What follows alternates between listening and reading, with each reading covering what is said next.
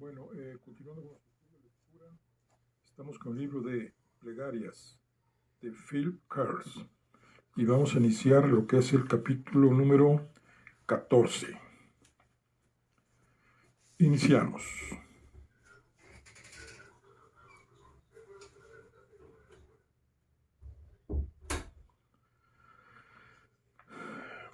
Dios y British Petroleum tienen la culpa de muchas cosas ocurridas en el Golfo de México. Para describir Galveston como una ciudad fantasma sería engañosa.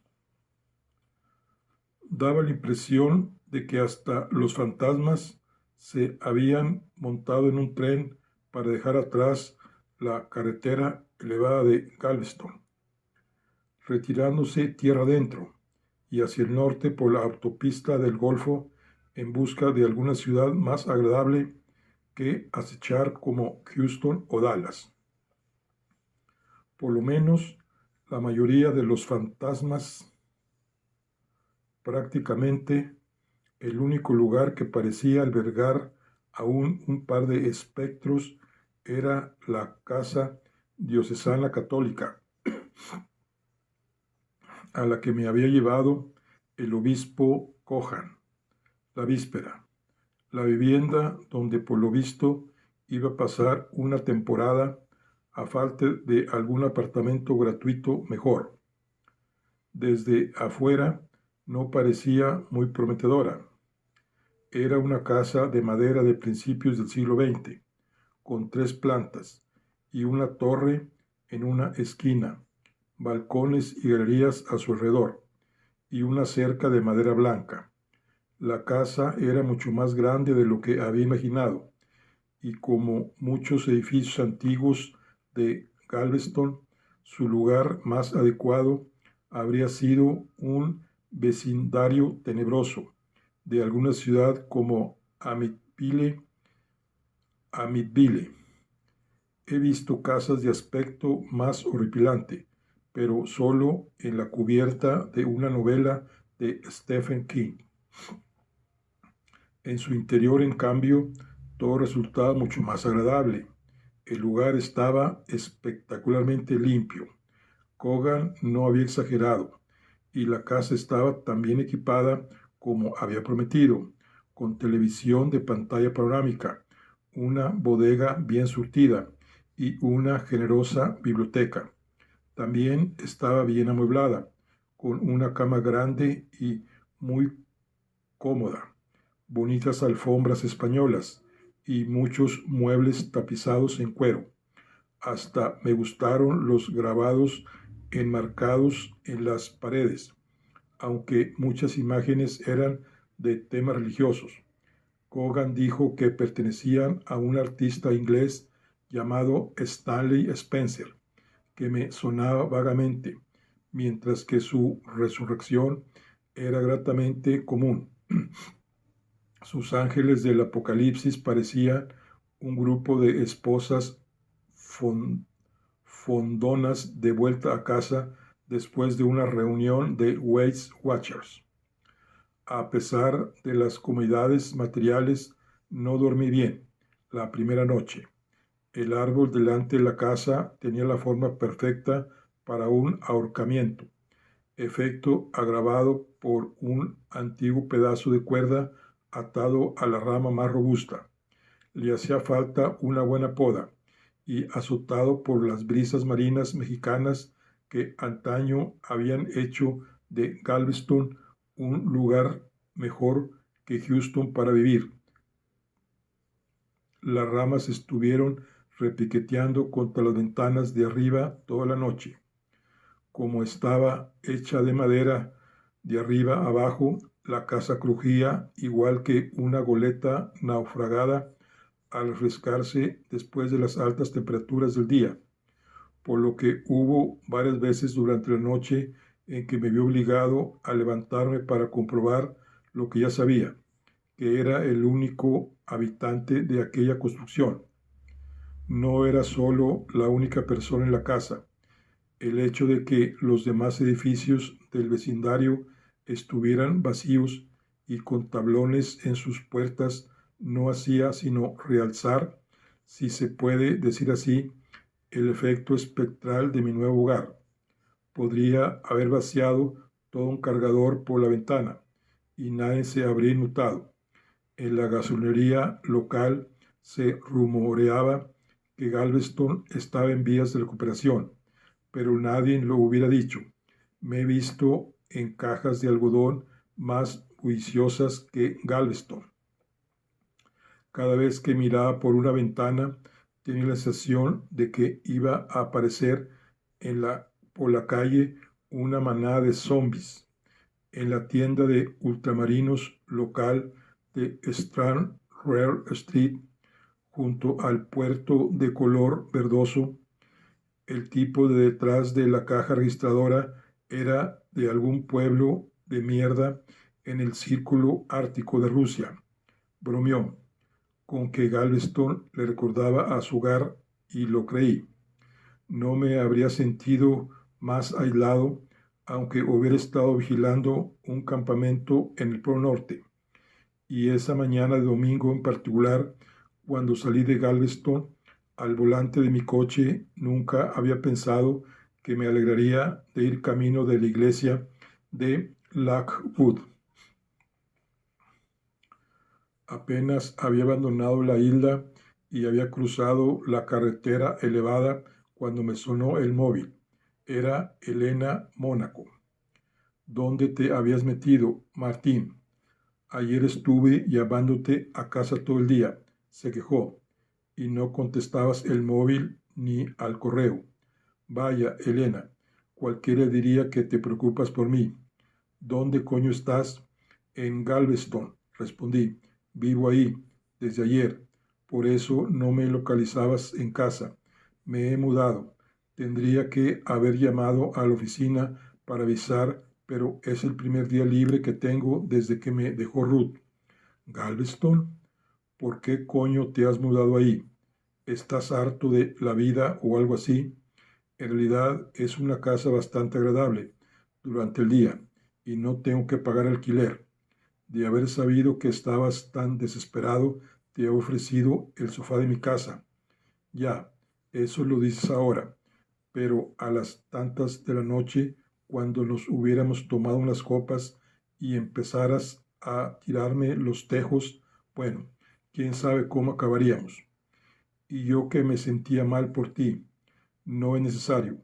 Me va bien compadeciéndome de mí mismo yo solito. Estás en el coche, espero no fastidiarte el domingo. En Galveston todos los días parecen domingos, por eso voy hacia Houston. Ayer por la mañana recibí una llamada de un tipo que conozco de la policía de Houston. El viernes por la noche trincaron a una mujer caucásica de 41 años llamada Gaynor Carol Alitz por provocar un accidente de tráfico al saltar su semáforo en rojo en el cruce de North Post Oak y Busway. No era nada grave, solo un par de parachoques abollados y tal.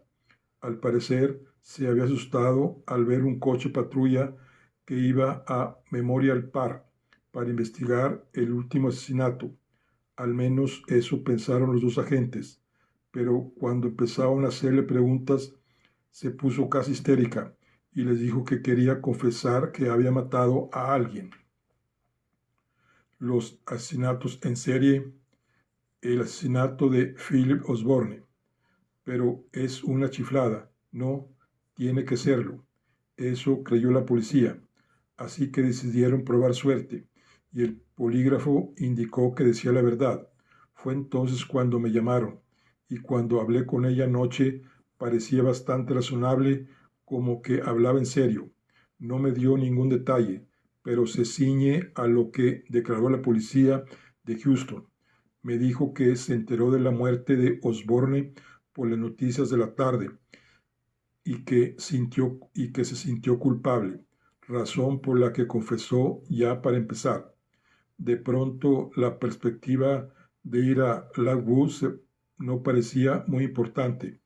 Además, las entrañas me decían que probablemente sería una pérdida de tiempo enviar un mensaje de texto a Ruth diciéndole que me había ido de su casa en Driscoll Street parecía una opción más sencilla, una opción que además no requería llevar casco de acero. ¿Dónde estás ahora? ¿Dónde está ahora? La trasladaron a Travis Street, es donde fue sometida al polígrafo. Aparte de eso, la policía de Houston solo la retiene porque yo se lo pedí. En su opinión, no parece sospechosa de homicidio y tendría que estar en un hospital.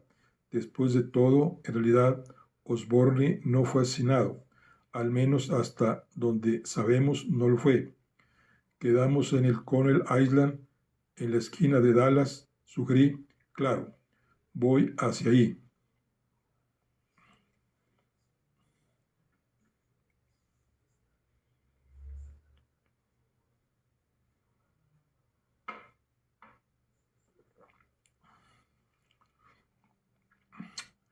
El 1200 de Travis Street, rodeado de otros edificios altos y modernos, constaba de 30 pisos de piedra, de color meloso, que ya estaba caliente al tacto. El vestíbulo de la planta baja era todo ventanales, de vidrio cilindrado, con grandes logotipos y eslogans comunitarios de tamaño descomunal. De no ser por los polis que entraban y salían por la puerta principal con camisa azul cielo y pantalones azul marino, ofrecía la impresión general de ser una agencia publicitaria internacional y no la jefatura de la policía de Houston. Aparqué el coche y después de despegarme la camisa de la espalda, me eché la chaqueta al hombro y me dirigí al Connell Island, en la esquina contraria. No se me da muy bien cocinar y con la nevera vacía después de una sola noche en mi casa nueva, tenía un hambre voraz. Dentro, Elena estaba en una mesa apartada. La melena rubia le caía suelta sobre los hombros, de aspecto fornido, que su vestido liviano sin mangas dejaba al descubierto. Me acerqué, me senté enfrente de ella y señalé con gesto afable el bollo a medio comer y la taza de café vacía. Me parece que lleva aquí un rato, agente Mónaco. La verdad es que no, pero no me vendría mal otro café.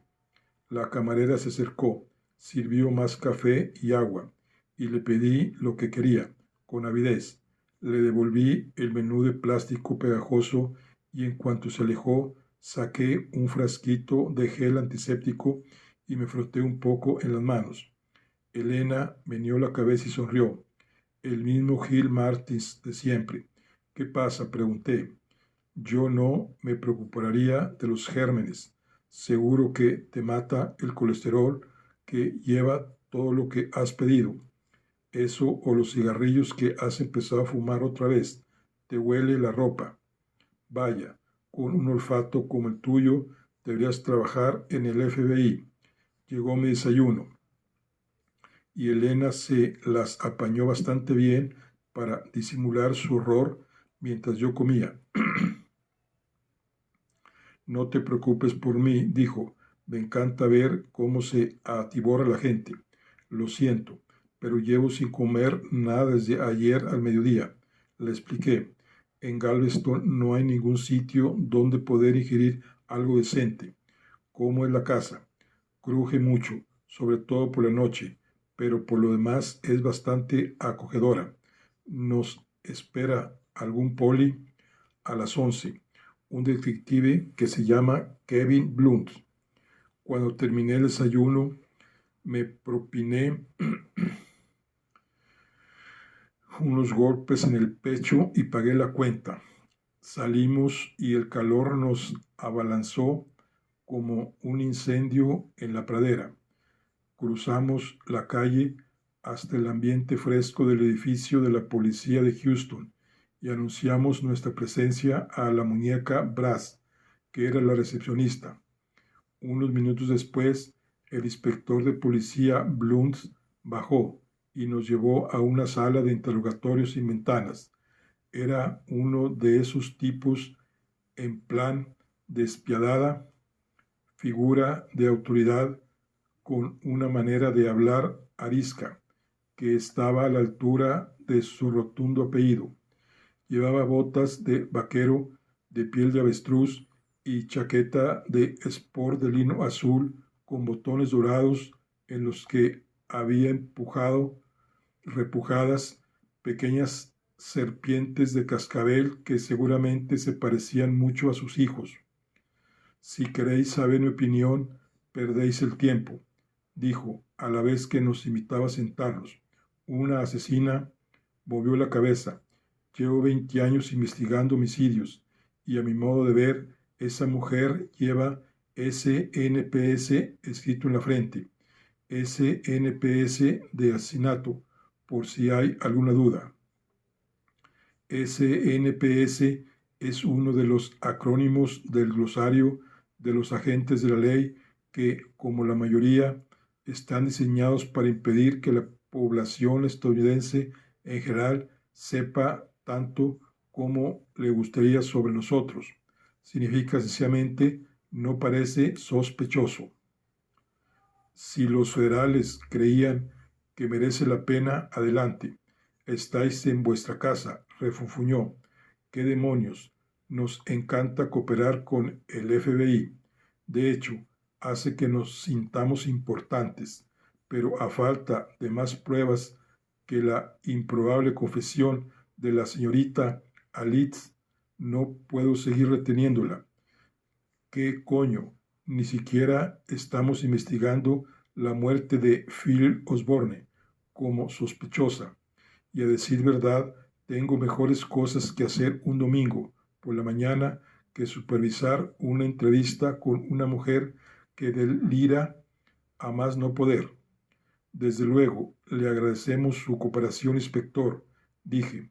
Levantó con gesto hastiado un teléfono y pidió a alguien al otro lado de la línea que trajera a Gaynor Ali a la sala de interrogatorios. ¿Queréis saber lo que creo?, preguntó el inspector Blunt un rato después. El experto en homicidios eres tú, no yo. Hace unos meses tuvimos a un tipo que confesó haber cometido un asesinato y parecía saber un montón de detalles sobre el caso. Lo tanteamos del mismo modo que tanteamos a Gaynor Aliet, con la esperanza de que el polígrafo demostrara que mentía. Vale, solo que no mentía. No según el aparato. Él pensaba de veras que lo había hecho, así que durante un tiempo nosotros también lo creímos. Dicen que a caballo regalado no le mires el dentado, pero luego se lo miramos, porque el fiscal de distrito nos dijo que lo hiciéramos, y resultó que el tipo tenía una coartada chapada en oro para el asesinato, así que ahí quedó el asunto. Y poco después descubrimos que había tomado un medicamento y se había quedado dormido delante de la tele. Estuvo durmiendo con un canal de noticias puesto y se tragó 20 o 30 boletines informativos sobre el asesinato, tanto que cuando despertó estaba convencido de que había matado a alguien de verdad. Asentí. Lo único que digo es que engañarse a uno mismo es lo más propio del ser humano, ¿verdad? Es el precio que pagamos por tener un cerebro que inventa explicaciones para todo. Yo creo en la credulidad humana y poco más. Lo raro es que no nos la veamos con más tarados gilipollas así, chiflados, que confiesan asesinatos que no cometieron. Sonreí pacientemente, pero me estaba hartando un poco del discurso en plan programa cutre de entrevistas de Blunt. Miré el reloj de pulsera y repiqueteé con los dedos sobre la mesa hasta que recordé la cantidad de gentuza que seguramente la tocaba todos los días. Bloom se encogió de hombros. Es un edificio grande, dijo. A veces lleva un buen rato traer a un sospechoso hasta aquí arriba. Miré el reloj y ya volví a hablar cuando se abrió la puerta.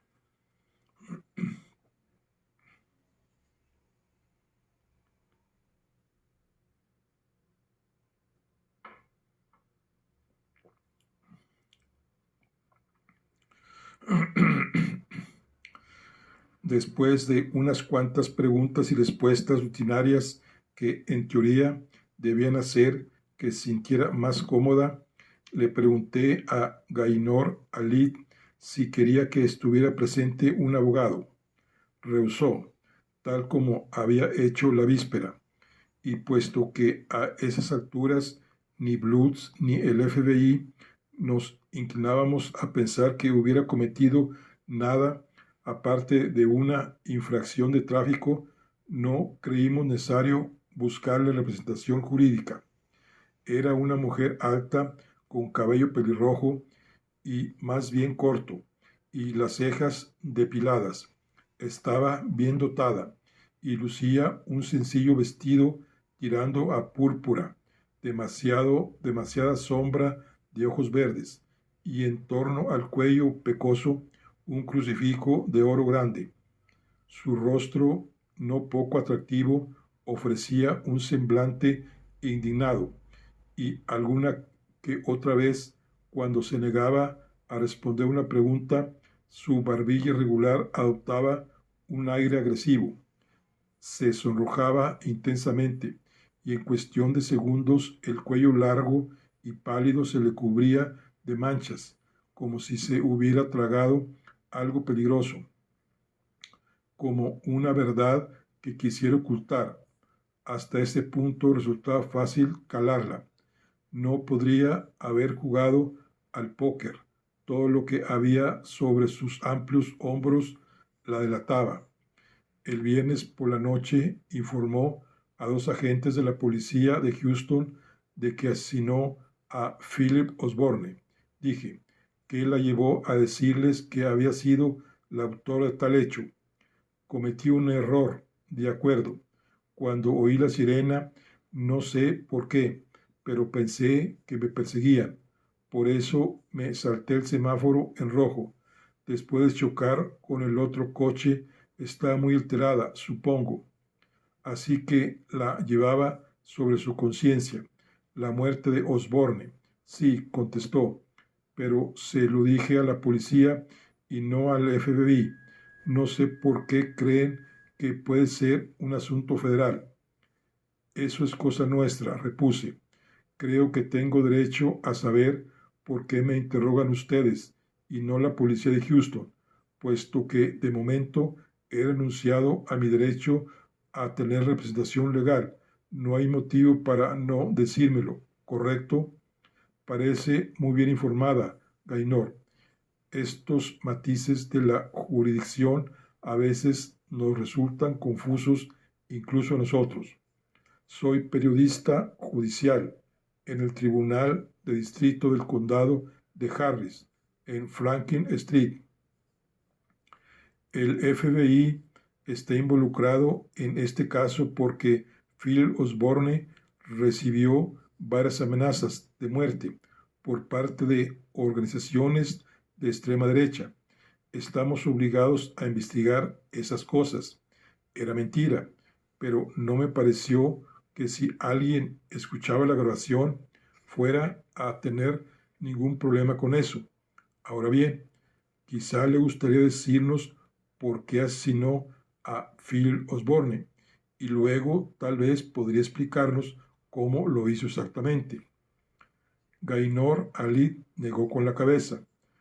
Para que quede constancia, señaló Blunt, el sujeto está negando con la cabeza. Lo siento, pero ¿no es eso lo que les dijo a los policías? Insistí, y el inspector Bloom aquí presente, que lo asesinó, ¿O estoy equivocado? Yo nunca dije nada de que nadie fuera asesinado. Philip Osborne no fue asesinado, insistió. Murió porque era un hombre impío. ¿Por qué lo describe como impío? ¿Porque era un destacado demócrata o porque era abiertamente gay? No era la razón principal. ¿Cuál era la razón principal por la que era impío? Las cosas que escribía y las cosas que decía. Y por cierto, agente Martins se equivoca respecto a su filiación política. No era demócrata. De un tiempo a esta parte estaba a favor de adoptar una política exterior agresiva, por lo menos en lo relativo a Irán. Su impiedad se deriva de otra cosa, porque dice el necio en su fatuidad, no hay Dios. Salmo 10, versículo 4. Eso es todo. Era impío porque era un necio, porque Phil Osborne era un ateo que intentaba a todo trance alejar a otros de Dios. Hablamos de una persona que había convertido en el trabajo de su vida difamar a Dios, ridiculizar a los discípulos de Jesucristo, minar las enseñanzas y la moral cristiana. Philip Osborne murió porque era un hombre malvado. Agente Martins. Las cárceles de Texas están llenas de hombres malvados, la mayoría mucho peores que Philip Osborne, pero no tan peligrosos. Y después de todo, están entre rejas. Ese hombre creía en todo lo opuesto a la ley de Dios. En Revelaciones 21 se dice que los cobardes, los incrédulos, los abominables, los asesinos, los inmorales, los hechiceros, los idólatras y todos los embusteros tendrán su lugar en el lago que arde con fuego y azufre, que es la segunda muerte. A eso me refiero con impío. Sin embargo, si usted lo mató, también es una asesina. No, señalé. Gaynor Alitz enrojeció. Estaba claro que había tocado un nervio sensible. Las leyes de Dios tienen prioridad sobre cualquier otra promulgada por el hombre. Debemos obedecer a Dios antes que a los hombres. Hechos capítulo 5, versículo 29. Parece que lee usted mucho la Biblia. Gaynor, comenté. Sí, pero el poder que rige este país lo dispuso Dios, ¿no es así? Y si de verdad mató a Phil Osborne, eso la convierte en una criminal, no solo a los ojos de la ley, sino también a los ojos de Dios. La ley de Dios es inmutable, replicó Gaynor. Las leyes del hombre pueden cambiar de un día para otro, y si hay conflicto entre la ley de Dios y la ley del hombre, lo mejor que puede hacer un cristiano es acatar la ley de Dios. Seguimos de esa guisa al menos durante 10 minutos, más antes de que la instara a ceñirse a los hechos reales. Supongamos por un momento, dije, que usted mató a Philip Osborne. ¿Nos lo confiesa ahora porque se siente culpable de ello? En cierto modo sí, respondió en voz queda. No soy lo bastante fuerte para cumplir el mandato de Dios, sin sentir la debilidad humana del remordimiento. No quiero tener ninguna muerte más. Bueno, no quiero tener su muerte sobre mi conciencia. Es un poco tarde para eso, ¿no cree? Terció Elena. Ya está muerto. Vamos a hablar de cómo lo mató. Dije, en estos momentos la policía no considera que su muerte sea sospechosa, súbita, quizá, pero no sospechosa. Quiere decirnos qué pasó por alto la policía que convertiría la muerte de Osborne en un caso de investigación criminal. No, no quiero. Venga, insistió Bloom, denos un respiro, Gaynor. Todos somos humanos. Ya sabe, igual pasamos algo por alto en la muerte de Phil Osborne. No pienso confesar solo para ayudarlos, se limitó a decir. Sinceramente, me parece que deberían ser capaces de hacer su propio trabajo sin mi colaboración. Ah, repuse, ahora lo entiendo. Usted quiere nuestro apoyo. Sonreí y me retrepé en la silla. Sí, ya empiezo a verlo todo. ¿Y eso? Gaynor Alid empezaba a parecer molesta conmigo. Algo le pesa sobre la conciencia y cree que igual debería hablar de ello con alguien, pero para así sentirse mejor, tal vez. No respondió, pero no podemos ayudarla a menos que lo haga usted primero, Gaynor, con un poco de información básica. Volvió a guardar silencio. Igual cree que puede confesar y ahí terminaría todo, dije. Habrá conseguido lo que quiere, y puesto que no tenemos absolutamente ninguna prueba contra usted, no nos quedará otra opción que dejar libertad. Gaynor Alid apartó la mirada y suspiró. No se trata de eso en absoluto, contestó. Bloom se inclinó hacia adelante en la silla y se miró las uñas. Creo que toda esta patraña no es más que una manera de llamar la atención, dijo. Me sorprende que los agentes Martins y Mónaco tengan tanta paciencia con usted, señorita Alid. Se rió. Si no fuera periodista judicial, me inclinaría a pedir que venga un médico a hacerle una revisión psicológica o la acusaría de obstrucción a la justicia. Igual la acuso de todos modos. Es un delito grave en este estado, señorita. Según el Código Penal de Texas, capítulo 38, sección 18, conlleva a una pena máxima de 20 años. No estoy de coña. Sé lo que me hago, replicó, y usted haga el favor de no decir palabrotas. No es necesario que, y me parece ofensivo.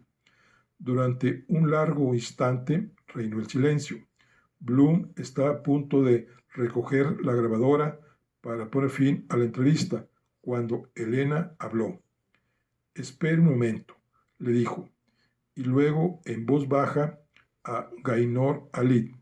Gaynor, estoy convencida de que quiere que la ayudemos y sabe que podemos hacerlo, pero para que así sea, tiene que confiar de verdad en nosotros. Alid suspiró y se enjuagó una lágrima del rabillo de un ojo y luego del otro.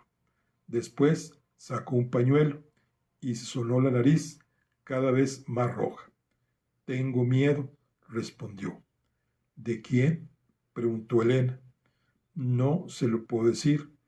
Alid sonrió con amargura y movió la cabeza.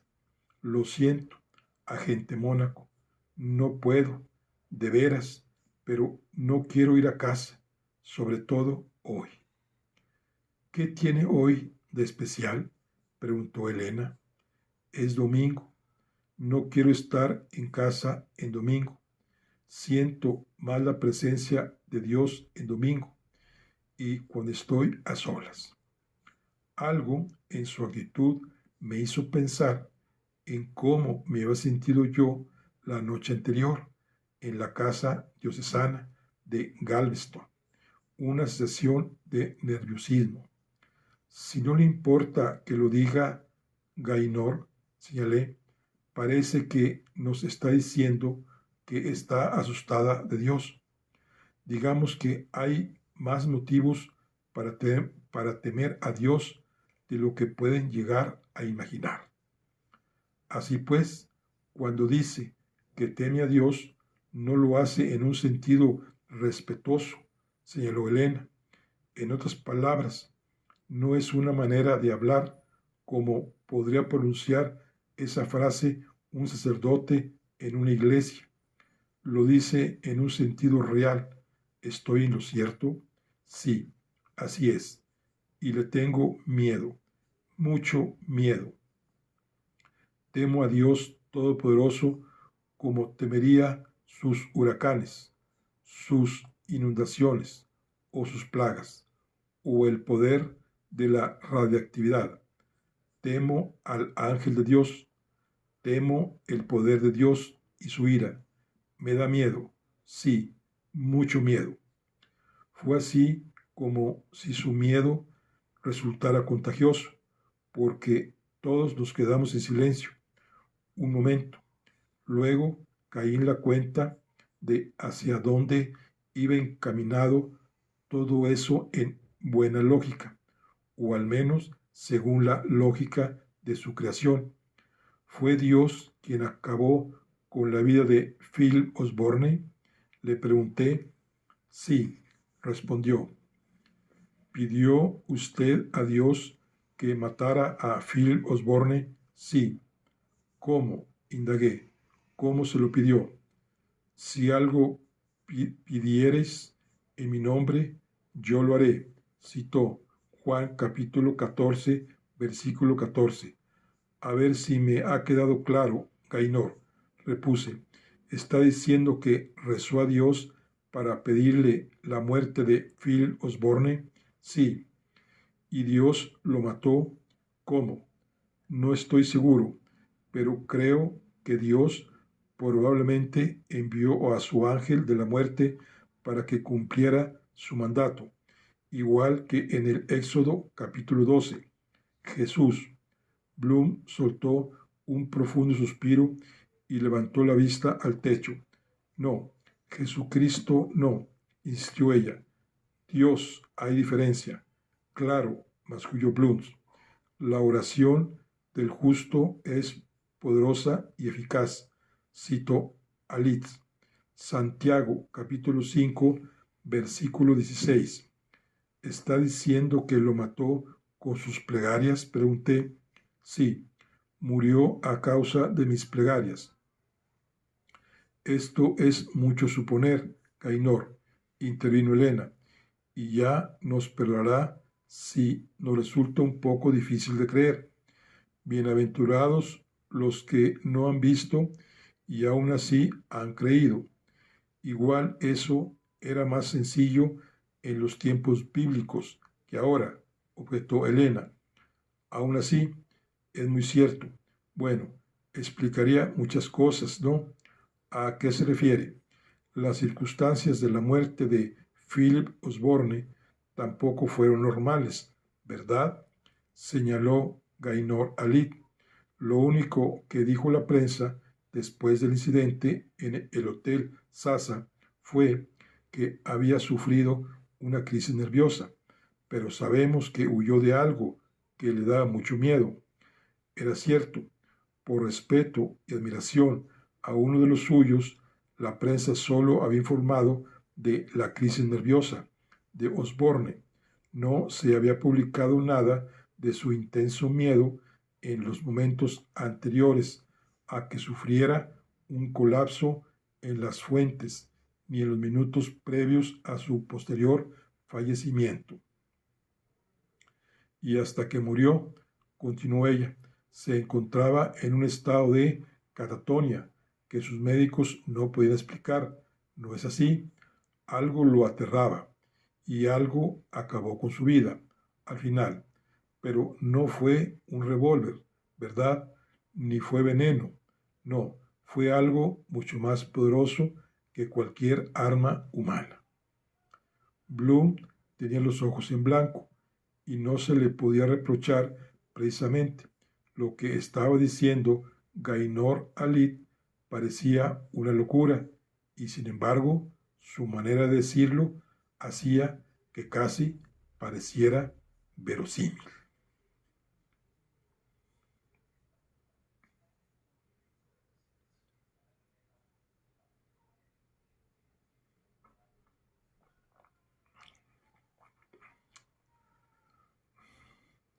Después de que se volvieron a llevar a Gaynor Alid abajo al calabozo, el inspector de policía Bloom recogió la chaqueta de respaldo de la silla y se la puso con ademán cansado.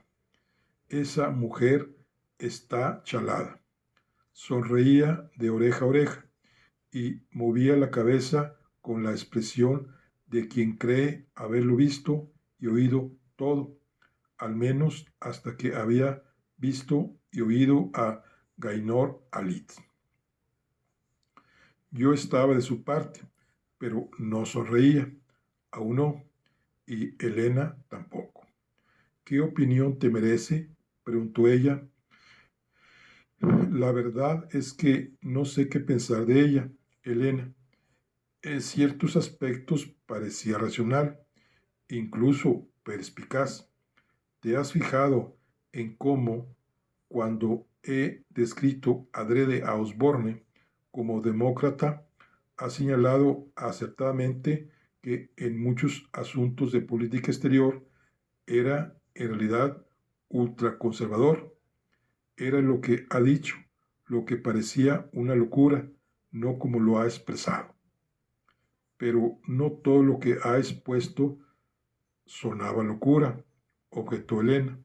Desde luego, parecía saber detalles sobre la muerte de Osborne que no se publicaron en la prensa. Igual se enteró de toda esa mierda en Internet, objetó Bloom. En Internet se puede encontrar prácticamente cualquier cosa.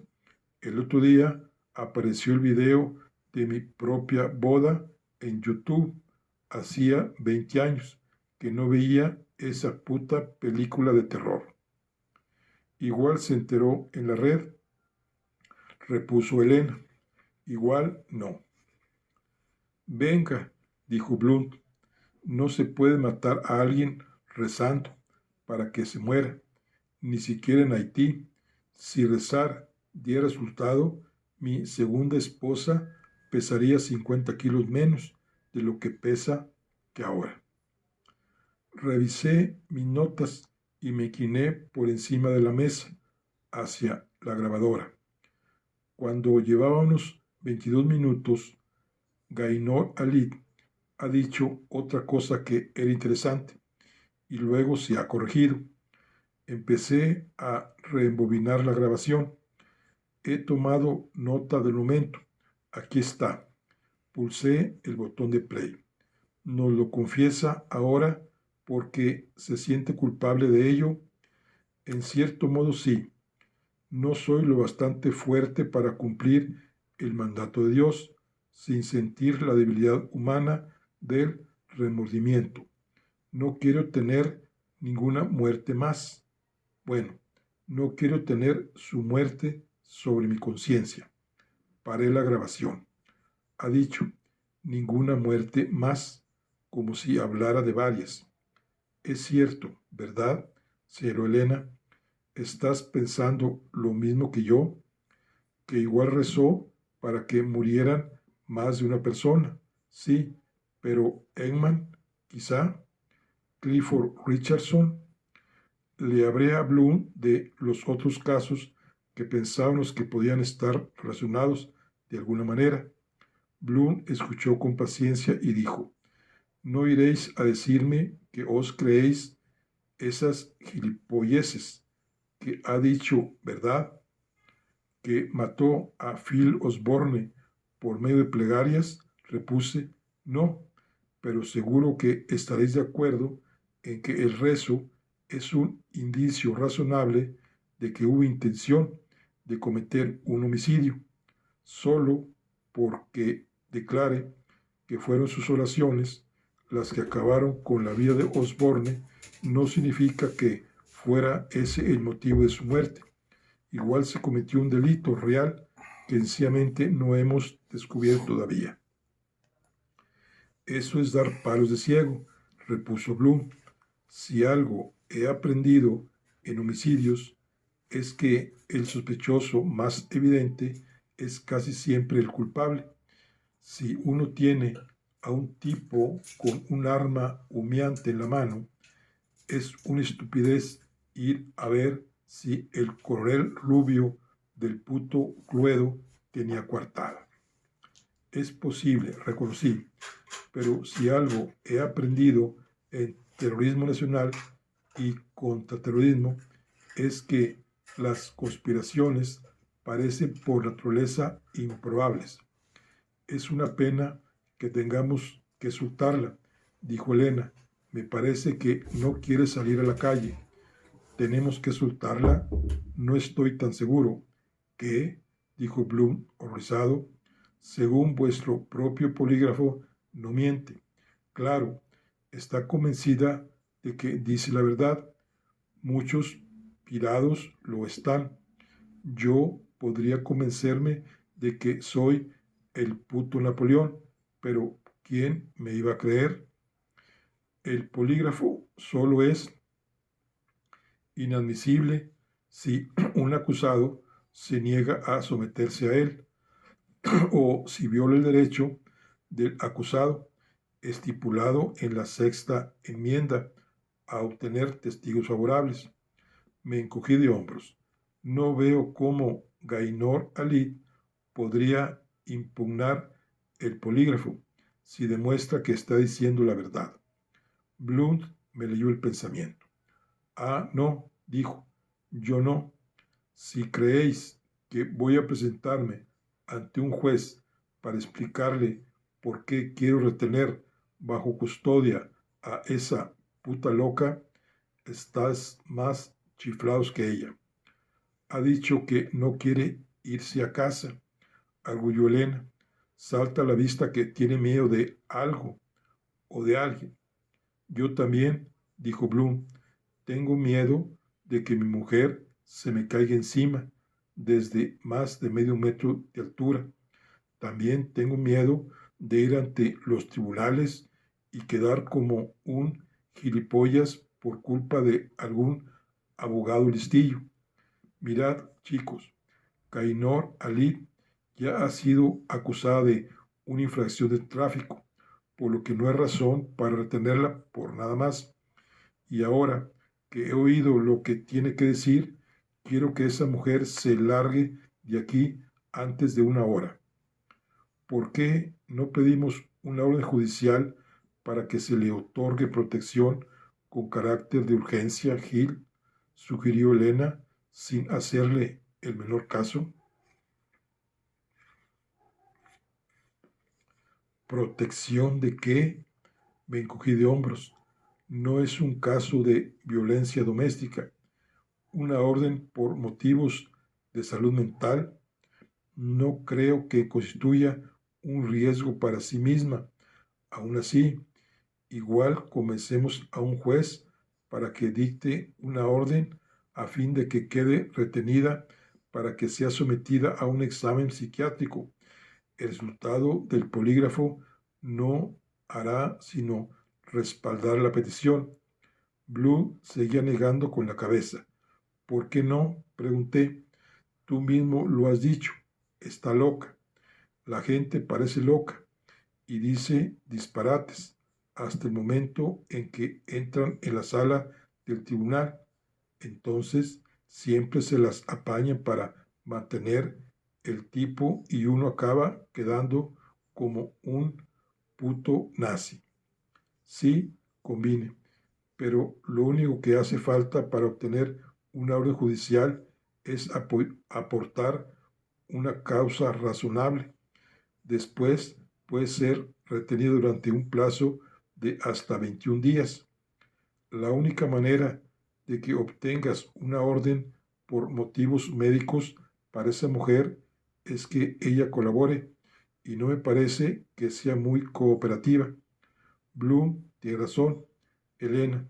Si ella se opone a la orden, no hay modo de que un juez vaya a considerar que está lo bastante loca para retenerla en un hospital psiquiátrico.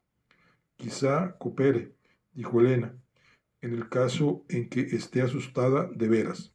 Sí, es posible. ¿Y entonces qué? Es una maldita embustera, dijo Blunt, y eso acaba por volverse contra uno. A veces hay que mentir para decir la verdad, señaló Elena. Vaya, qué bien suena, replicó Blunt.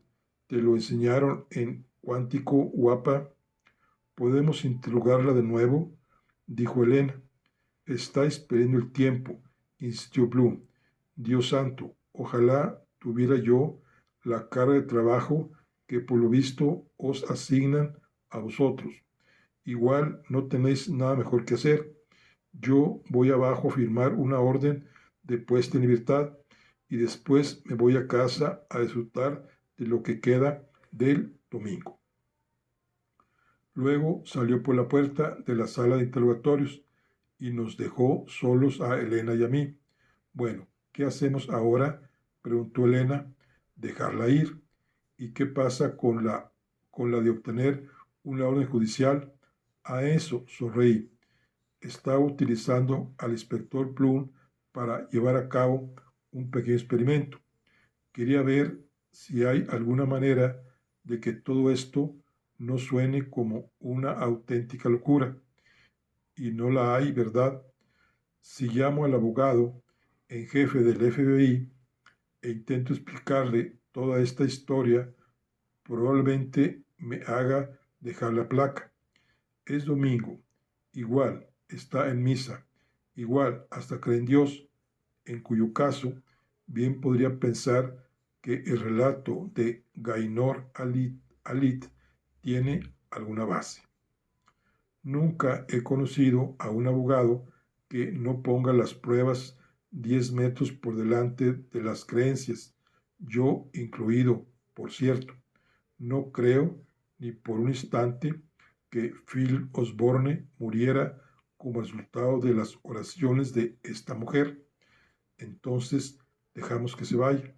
Sí, pero es domingo, por desgracia para nosotros. ¿Por qué? Si fuera una cristiana fanática, ¿a dónde iría en domingo? A misa. Exacto. Me eché distraídamente un poco más del gel antiséptico en la palma de las manos sudadas, lo que llenó el aire de un fuerte olor hospital. Creo que me apetece averiguar algo más sobre la clase de iglesia a la que va y la gente con la que se ve ahí. ¿A ti no? Es posible que encontremos a más fanáticos cristianos como Gainor Ali que piensan igual que ella.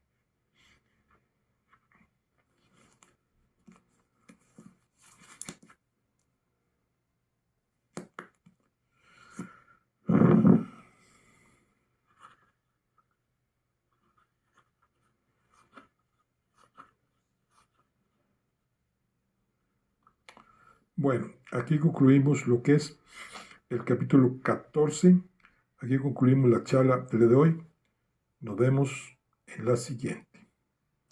Hasta luego.